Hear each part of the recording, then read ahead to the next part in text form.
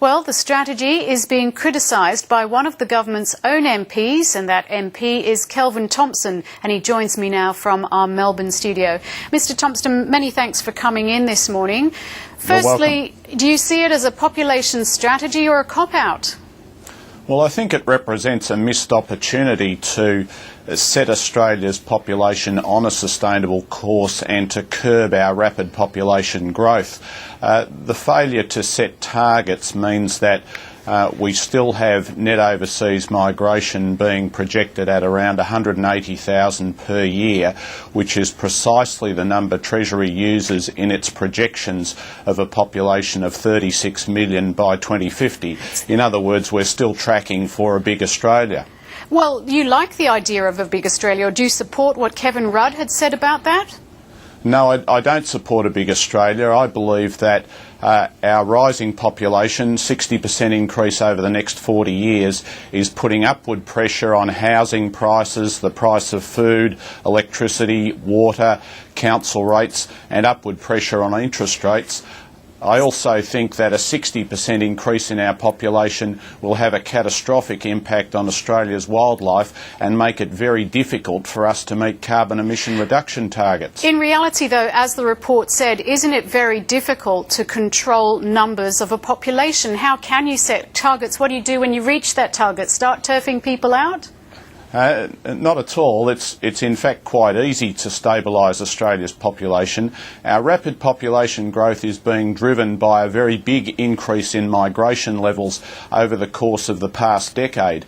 And if we were to reduce our migration numbers to the kind of numbers that we had back in the 1990s and 1980s, then Australia's population could stabilise at around 26 million by 2050 instead of growing to 36 million by 2050. But doesn't your colleague Mr Burke argue that migration is the way to fill the skill shortages? There are many people in Australia who are presently on unemployment benefits or on disability support pensions who are out of the workforce and who should be in the workforce. The Prime Minister has said it's her objective to lift Australia's workforce participation rate.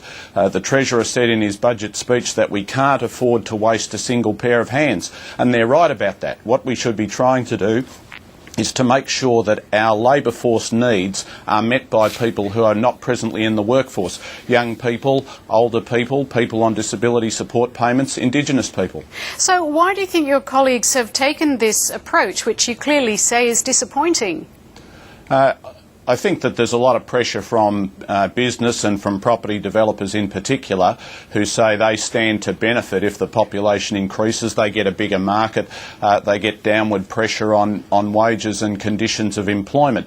But I think that their interest is very different from the national interest. It's in the national interest that we move to stabilise Australia's population and put it into the runaway population growth, which is making life harder in the cities. But doesn't this report reflect badly on the government, particularly coming after the carbon tax debate, which is still ongoing? Well, the government is saying in the report that it has the objective of moving people to the regions and to areas which it says needs people in the places of mining boom and so on, and providing infrastructure and jobs in the areas which are more congested, the bigger cities. I believe that if we took the opportunity to set population targets and to take our migration levels back to the levels of the 1990s, this would place us far better to deal with the cost of living pressures and far better to deal with the challenges which our natural environment is facing. OK, say you were Tony Burke and you have been author of this population strategy. What is your population target for 2030?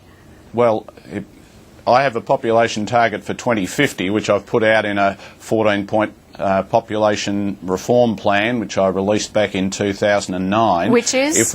If we reduced our migration levels to net 70,000, we would get 26 million by 2050 rather than 36 million by 2050, and essentially be able to stabilise our population.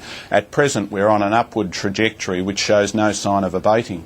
And I must ask you before you go, the latest polls after the budget show that most Australians, a good 28%, didn't think the budget was going to do much good. Is the government worried? Should the government be worried? It's a question of bringing down a budget which is in the national interest and making sure that we take the budget back into surplus, and that's what we're on the road to doing. We took the economy through the global financial crisis in a way which has made Australia the envy of the rest of the world.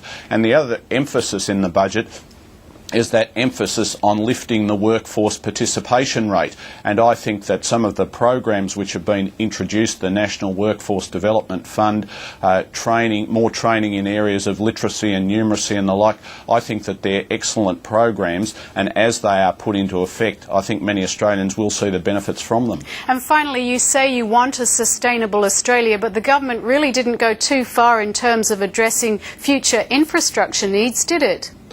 Well, the government has a clear plan to provide infrastructure, and I think we've all got to allow that to give that the opportunity to work and to meet Australia's infrastructure needs. There's no doubt that in the big cities there are very significant infrastructure challenges. My own view is that it would be far easier to meet those challenges if we were working to stabilise the population of Melbourne, of Sydney, of Brisbane, rather than expecting those cities to cope with population growth of another couple of million over the course of the next few decades. Kelvin Thomson, many thanks for coming in on ABC News 24 this morning. Good to talk with you.